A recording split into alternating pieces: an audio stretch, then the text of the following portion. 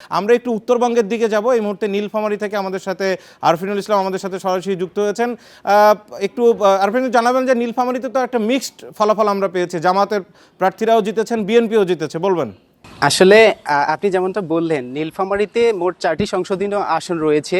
তো গতকাল বিকেল 4:30টায় ভোট গ্রহণ শেষ হওয়ার সাথে সাথেই ফলাফল গণনা করা শুরু হয় এবং রাত 8টার পর থেকেই বিভিন্ন আসনগুলো থেকে আসা ফলাফলগুলো বেসরকারিভাবে প্রকাশ করা হয়। তো এতে দেখা যাচ্ছিল যে নীলফামারীর যে 4টি আসন রয়েছে, এই 4টির Vision QLED Google TV, where colors come alive.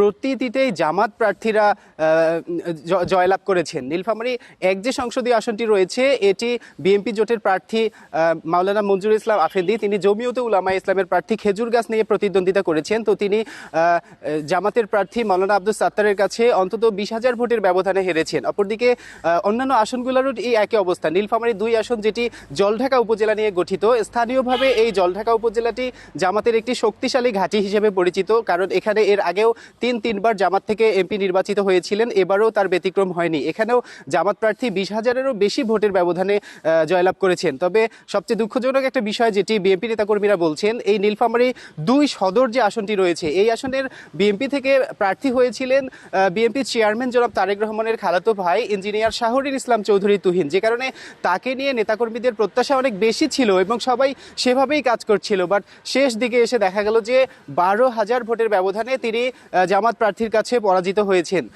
অন্যদিকে নীলফামারীতে 4 সংসদীয় আসনটি রয়েছে, এখান থেকেও জামাত প্রার্থী নির্বাচিত হয়েছেন অন্তত 15,000 ভোটের ব্যবধানে। এখানে আবার প্রতিদ্বন্দ্বিতাটা ত্রিমুখী হয়েছিল।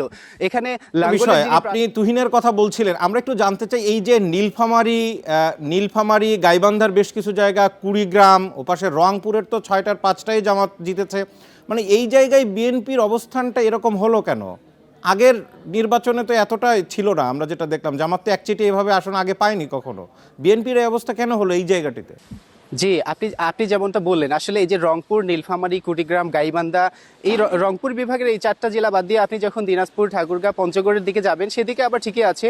কিন্তু আমরা যদি নীলফামারী, রংপুরের কথাটা একটু আলাদা করে বলি, এই যে নীলফামারীকে নিয়ে যখন আমরা আলোচনা করছিলাম, তখন স্থানীয় জামাত নেতাকর্মীরা আমাদেরকে জানানোর চেষ্টা করছিল যে এই অঞ্চলের মানুষ আসলে এই অঞ্চলের বিভিন্ন দিক থেকে এই অঞ্চলটি দীর্ঘদিন ধরে উন্নয়ন বঞ্চিত ছিল এবং বিভিন্ন ধরনের কার্যক্রম থেকে ঝুলেছিল। বিএনপি উন্নয়নমূলক কাজগুলো করার চেষ্টা করেছিল, কিন্তু জামাত প্রার্থীরা আসলে এইভাবে তাদেরকে কনভিন্স করছে যে একবারের মতো আমাদেরকে সুযোগ দেন, আমরা দেশের উন্নয়ন করব, এই অসমাপ্ত কাজগুলো সমাপ্ত করব।